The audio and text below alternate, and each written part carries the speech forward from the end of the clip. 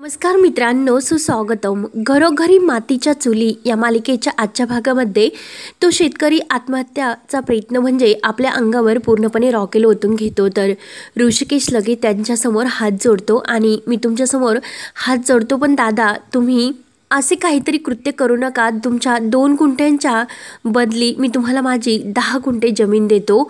म्हणून लगेच ऋषिकेश वकील साहेबांना फोन करतो आणि इमर्जन्सी घरी या, कारण जमिनीचे बक्षीसपत्र तयार करायचे असे सांगून त्यांना घरी बोलावतात. तर फोन ठेवल्यानंतर तो शेतकरी रडायला लागतो. तेव्हा ऋषिकेश म्हणतो की काका प्लीज तुम्ही शांत व्हा, आपण आतमध्ये जाऊ आणि बोलूयात या विषयावर. आणि ऋषिकेश गुलाबरावांना सांगतो की यांना पाणी पिण्यासाठी द्या आणि नवीन कपडे सुद्धा यांच्यासाठी घेऊन ये. गुलाबदादा धावतच जातात तर ऋषिकेश त्यांना घेऊन आतमध्ये येतो. ऐश्वर्या मात्र हे सर्व बघतच असते. त्यानंतर सुमित्रा, ऋषिकेश, नाना आणि जानकी हे एका रूम मध्ये बोलायला येतात. तर सुमित्रा म्हणते की अरे ऋषिकेश, तू जे काही करतो ते ठीक आहे, परंतु त्या बदल्यात 10 गुंठे जमीन, 2 गुंठे त्यांच्या जमिनीचं नुकसान झालं, मग आपण त्यांना 4 गुंठे जमीन देऊयात. आणि तू जर असा कर्णाचा अवतार झाला तर लोक तुझ्या चांगुलपणाचा नक्की फायदा घेतील. तेव्हा ऋषिकेश म्हणतो की नाही आई, तू जे काही म्हणते ते व्यावहारिक दृष्ट्या अगदी योग्य आहे, परंतु आपण जगन काकांना जर 4 गुंठे जमीन दिली तर त्याने त्यांचे समाधान तर होईलच, पण माझ्या आत्म्याचं आई नाही समाधान होणार. आणि तो नानांजवळ येऊन नानांना म्हणतो की नाना, आयुष्यभर माझ्या मनामध्ये ही गोष्ट मला सलत राहील, माझ्यामुळे त्यांची जमीन व्हायला गेली. तेव्हा नाना म्हणतात की ऋषिकेश, तू हाडांचा शेतकरी आहे म्हणून तुला शेतकऱ्यांचे दुःख समजते. तुला 10च गुंठे जमीन द्यायची ना, मग तू देऊन टाक, परंतु मनामध्ये काही ठेवू नको, चिंता करू नकोस, आपल्याला देवाने तसे भरपूरच दिलेले आहेत. तू 10 गुंठे जमीन देऊन टाक, मी तुझ्या पाठीशी आहे, काही काळजी करू नको. तर ऋषिकेश आणि जानकीला खूप आनंद होतो आणि सुमित्राला विचारतात की काय ग, मी बरोबरच बोलतो ना? तर सुमित्रा सुद्धा अगदी खुश होऊन सहमत होते. त्यानंतर ऐश्वर्या ही शर्वरीला फोन करते आणि शर्वरी ऐश्वर्याचा फोन बघून विचारते की काय ऐश्वर्या, आज फोन केलास? तर ऐश्वर्या म्हणते की हो, कारण शर्वरी ताई तुम्ही कशा आहात, तुम्ही माझी विचारपूस करण्यासाठी आला होतात आणि मला नंतर तुम्हाला विचारायचेच राहिले. आणि नेकलेसचा प्रॉब्लेम तर सॉल्व्ह झाला ना? तर शर्वरी म्हणते की हो झाला तो सॉल्व्ह. ऐश्वर्या म्हणते की हो का, मिटला, मग वा बरे झाले. आणि परत म्हणते की शरोताई, काय माहिती सारखे आपले प्रॉब्लेम्स येतात, म्हणजे मी नेमकं कुणाशी बोलू तेच मला नाही कळत. तेव्हा शर्वरी विचारते की आता कसला प्रॉब्लेम? तेव्हा ऐश्वर्या म्हणते की काही नाही, तो जरा जमिनीचा प्रॉब्लेम झालाय. तेव्हा शर्वरी म्हणते की जमिनीचा म्हणजे काय? तर ऐश्वर्या म्हणते की हो, तो ऋषिकेश दादांचे शेतकऱ्यांना मदत प्रकरण गुमराही झाले ना आणि ते आपल्याच अंगाशी आले. तर ऐश्वर्या म्हणते की नेमकं काय म्हणायचे ते मला नाही कळले, म्हणून ऐश्वर्या घडलेला सर्व प्रकार शर्वरीला सांगते. आणि ऋषिकेश दादांनी त्या शेतकऱ्याला 2 गुंठ्याच्या ऐवजी चक्क आपली 10 गुंठे जमीन दिली. तर शर्वरी म्हणते की काय, चक्क 10 गुंठे? तर ऐश्वर्या म्हणते की हो, आणि मी घरामध्ये नवीन आहे त्यामुळे मला सुद्धा काही बोलता येत नाही. मी तर म्हटले होते की फक्त त्यांना पैसे देऊन टाका, परंतु माझे कोण ऐकणार, सारंग सुद्धा इथे नाही. आणि शर्वरी ताई, मी काय म्हणते की 2 गुंठे जमीन द्यायची, मग 2 गुंठ्याला 2च गुंठे द्यायची, 10 गुंठे देण्याची काय गरज होती? म्हणजे माझी काही तक्रार नाही, परंतु कसे की आपल्या घरामध्ये प्रत्येकाला प्रत्येक ह्या बारीक सारीक गोष्टी विचारून एकमेकांशी बोलून एकोप्याने जर डिसिजन घेतला, मग हे सर्व एकत्र बसून करायला नको का? म्हणजे सारंग सुद्धा आता या घरामध्ये नाही, मग तुम्हाला सुद्धा जर विश्वासात घ्यायला नको होते का? आणि जाऊन द्या, मी तुम्हाला फोन या कारणासाठी केला की तुम्हाला हे सर्व विश्वासात घेऊन म्हणजे सांगायला हवे होते. आणि उद्या तुम्ही परत म्हणता की अहो ऐश्वर्या, जानकी वहिनीने माझ्या कानावर नाही घातले, मग तू तरी मला फोन करून हे सांगायला नको होते का? तेव्हा शर्वरी म्हणते की थँक्यू. तर ऐश्वर्या म्हणते की हो शरुताई, आपण जरा नंतर बोलूयात, घरात बरीचशी काम आहे ते जरा करून घेते. आणि मुद्दाम ती शर्वरीचे कान भरते आणि फोन ठेवते आणि मनात म्हणते की चला आता, त्या जगनने तर स्वतःला आग नाही लावली, पण मी मात्र या घरामध्ये आग लावलीच. आणि जानकी, तू आता बघतच राहा की बूम कसा होता तो. आणि जोरजोराने हसायला लागते. त्यानंतर इकडे शर्वरीला काही चैन पडत नाही आणि लगेच रागाने ती तिकडे रणदिवे फॅमिलीत जायला निघते. तर विक्रांत विचारतो की अगं शर्वरी, काय झाले, इतके घाई गडबडीत तू कुठे निघालीस? तर शर्वरी रागाने म्हणते की दादाला जाब विचारण्यासाठी. विक्रांत म्हणतो की काय, दादाला जाब विचारण्यासाठी आणि कशाबद्दल? तेव्हा शर्वरी म्हणते की माझी जमीन तो परस्पर दुसऱ्याला देतोय. तर विक्रांत विचारतो की तुझी जमीन? आणि शर्वरी काही ऐकून न घेता निघून जाते. तर विक्रांत तिला खूप समजावतो, परंतु ती काही ऐकत नाही.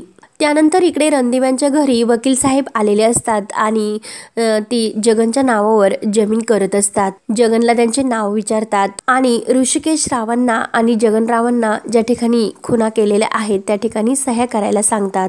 वकील साहेब समजावून सांगत असतात की जगन भाऊ, तुम्ही ज्या ठिकाणी मी तुम्हाला सह्या करण्यासाठी सांगितलेले आहेत त्या ठिकाणी करा, की ऋषिकेश साहेबांची जमीन ही तुमच्या नावावर होण्यासाठी. आणि ऋषिकेशला सुद्धा सह्या करायला सांगतात. तर ऋषिकेश म्हणतो की अगोदर मी सह्या करतो. ऐश्वर्या मात्र ही दरवाजातून चोरून बघत असते. ऋषिकेश म्हणतो की जगन काकांचा विश्वास बसेल म्हणून मी सह्या करतो अगोदर. तेव्हा ऋषिकेश सह्या करायला लागणार तोच लगेच ऐश्वर्या येते आणि दादा थांब असे म्हणते आणि शर्वरी लगेच म्हणते की अशी परस्पर जमीन तू कशी देऊन टाकतो. विक्रांत सुद्धा सोबत आलेला असतो. ऋषिकेश म्हणतो की हे पक्ष शरू. तर शर्वरी ऐकायला तयार नसते.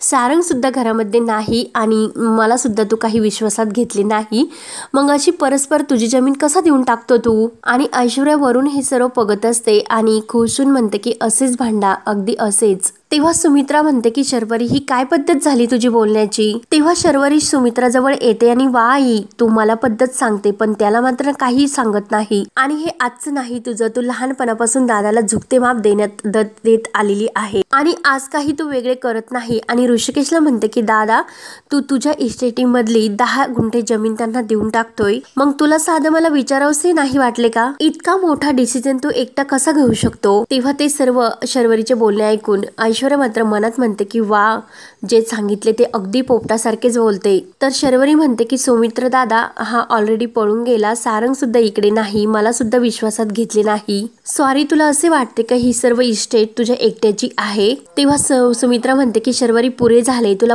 समजते का तू काय बोलतेस ते. तेव्हा शर्वरी म्हणते की आई तू प्लीज मध्ये पडू नको, ही जमीन इस्टेट सर्व ही एकट्याची नाही सर्वांची आहे. तेव्हा जानकी म्हणते की शर्वरी वंश तुमची जी काही आहे कल्पना ती योग्यच आहे, परंतु यांच्या एका चुकीमुळे जगन भाऊजींची जमीन नापीक झाली, त्या बदल्यात ते त्यांना जमीन देतात. शर्वरी म्हणते की मग चूक दादाची आहे, माझी आणि सारंगची नाही. मग आमच्या वाटणीची जमीन हा परस्पर कसा देतो हा मुद्दा आहे. तेव्हा ऋषिकेश म्हणतो की शरू हे बघ तुझा काहीतरी गैरसमज होतो, मी तुझ्या हिश्श्याचं काही कोणाला देत नाही, मी माझ्या हिश्श्यातील जमीन देतो. तर शर्वरी म्हणते की अच्छा तुझा हिस्सा कुठला आणि केवढा ठरलेले आहे का. ऐश्वर्या मात्र हे सर्व बघून खूपच खुशून हसते. पण शर्वरीच्या या बोलण्याचा सर्वांना मात्र खूप राग येतो. तर शर्वरी रागाने नानांना विचारते तुम्हाला तरी याने विचारले की आज 10 गुंठे देतो, उद्या सर्वावर तुळशीपत्र ठेवेल, त्यामुळे नाना ते काही नाही, तुम्ही आत्ताच्या आता प्रॉपर्टीचे हिस्से करून टाका. तर नाना इतके भडकतात की बाद झाले. एकदम गप्प बस, फार ऐकली तुझी मगासपासून वटवट. मी जिवंत असताना तू प्रॉपर्टीचे हिस्से मागतेस, हे सर्व तुला कोणी शिकवले आणि डोके जागेवर आहे का तुझा. एक गोष्ट लक्षात ठेव, मी हिस्से गोष्टी वाटे काही केलेले नाही आणि जरी हिस्से वाटे केले तर तुमच्या प्रत्येकाच्या वाट्याला ही कितीतरी एकरची जमीन येणार आहे, त्यातील 10 गुंठे जमीन तो त्या जगनला देतो, मग तुझे काय जाते त्यामध्ये. इतकी स्वार्थी तू केव्हापासून झाली. तर शर्वरी म्हणते की नाना प्रश्न 10 गुंठ्यांचा नाही, विश्वासात न घेण्याचा आहे. मग आता कुठे गेला तो आपल्या कुटुंब कलशाचा कौल. तेव्हा नाना शर्वरीवर धावून जातात. तर ऋषिकेश म्हणतो की नाना प्लीज तुम्ही शांत व्हा. शरू म्हणते ते अगदी बरोबर आहे हो नाना, कारण मला हा डिसिजन घेण्या अगोदर सर्वांशी एकदा बोलायला हवं होतं. तेव्हा शर्वरी म्हणते की एक्झॅक्टली. ऋषिकेश म्हणतो की शरू खरंच आय एम सॉरी, परंतु परिस्थितीत अशी आली होती की एका जखमीवर काही ना काही उपाय करणे खूप गरजेचे होते. आणि शरू एक गोष्ट लक्षात ठेव की ही सर्व प्रॉपर्टी नानांची आहे, उद्या नाना जसे हिस्से करतील वाटप करतील मला माहिती नाही, पण आज सर्वांसमोर मी तुला एक गोष्ट सांगतो, त्यातील तुला जे काही हवं ते सर्व घे, अगदी गरज जरी लागली तर माझ्या वाट्याची अख्खी प्रॉपर्टी मी तुझ्या नावावर करतो. आणि हा शब्द आहे तुझ्या दादाचा. तर तेव्हा सुमित्रा म्हणते की बघितलीस का शर्वरी, तुझा भाऊ तुला एका क्षणात सर्व द्यायला तयार झाला आणि तू त्याच्या चांगुलपणावर अविश्वास दाखवला आणि तसेच काहीतरी कारण असल्याशिवाय त्याने हे पाऊल नाही उचलले. तेव्हा शर्वरी म्हणते की माझ्या बोलण्याचा तुम्ही वेगळा अर्थ काढू नका, कारण माझा हा दादा अति उदार आहे, त्यामुळे मी हे सर्व बोलले. तेव्हा ऋषिकेश शर्वरी जवळ येतो आणि शर्वरी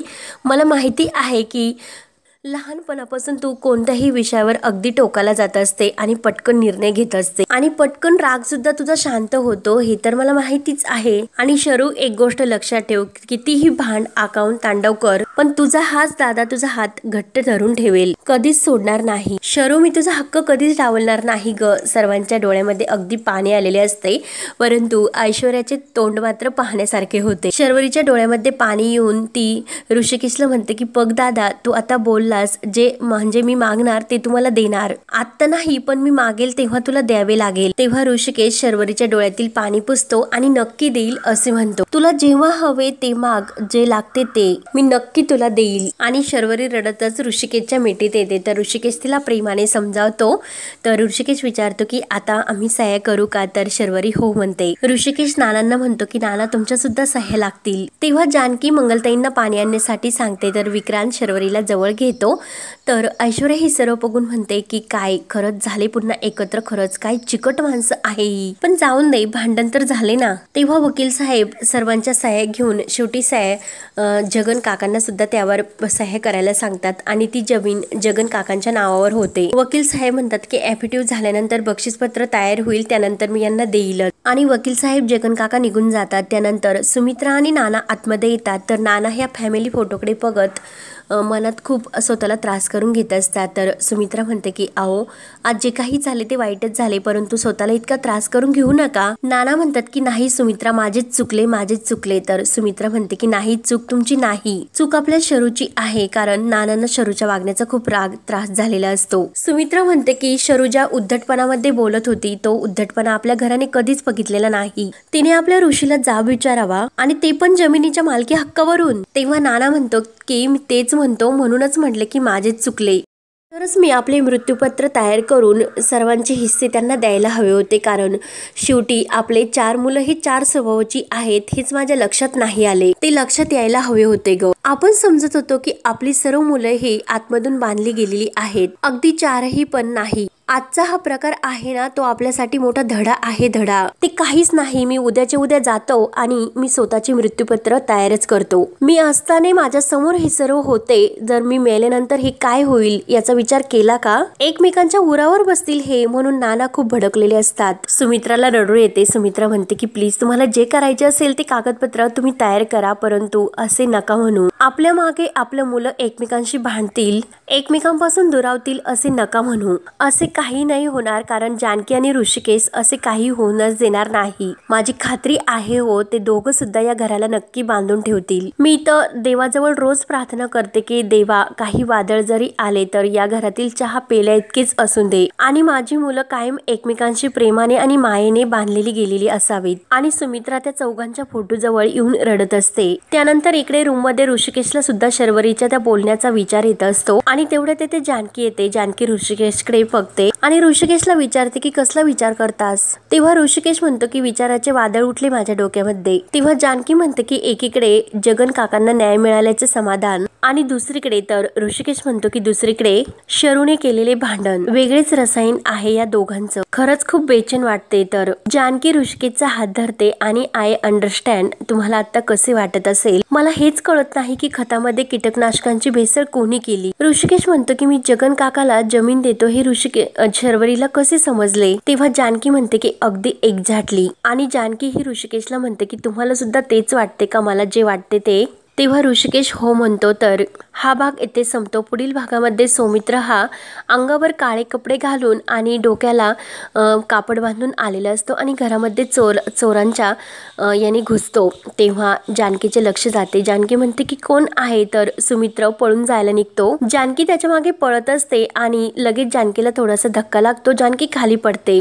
तर सुमित्र तिला उचलायला जातो आणि तेवढ्यात ऋषिकेश मागून येतो आणि त्याच्या डोक्यावरील ते कापड काढून त्याच्या कानामागे द्यायला लागतो. तर त्याच्या लक्ष देते की हा सौमित्र आहे आणि ऋषिकेश म्हणतो की सौमित्र तू? तर जानकी विचारते की भाऊजी तुम्ही कुठे होता? तर सौमित्र सांगू लागतो दादा आणि वहिनी मला ऐश्वर्याबद्दल तुम्हाला काहीतरी सांगायचे. तेव्हा जानकी आणि ऋषिकेशला तर धक्काच बसतो. त्यानंतर ऋषिकेश आणि जानकी ऐश्वर्याला घेऊन गाडीतून एका अज्ञात ठिकाणी येतात. तर ऐश्वर्या म्हणते की तुम्ही मला कुठे घेऊन आलात? तर ऋषिकेश म्हणतो की तुझ्या सर्व प्रश्नांची उत्तरं मिळतील, सगळ्या गोष्टींचे तुला संदर्भ लागतील, एकदा मागे वळून तर बघ. तर ऐश्वर्या मागे वळून पाहते तर झाडामागून सौमित्र येतो. सौमित्राला बघून तर ऐश्वर्याच्या पायाखालची जमीनच हादरते. तेव्हा आता पुढे काय काय होत राहणार हे पाहण्यासाठी चॅनलला नक्की सबस्क्राईब करत राहा. धन्यवाद.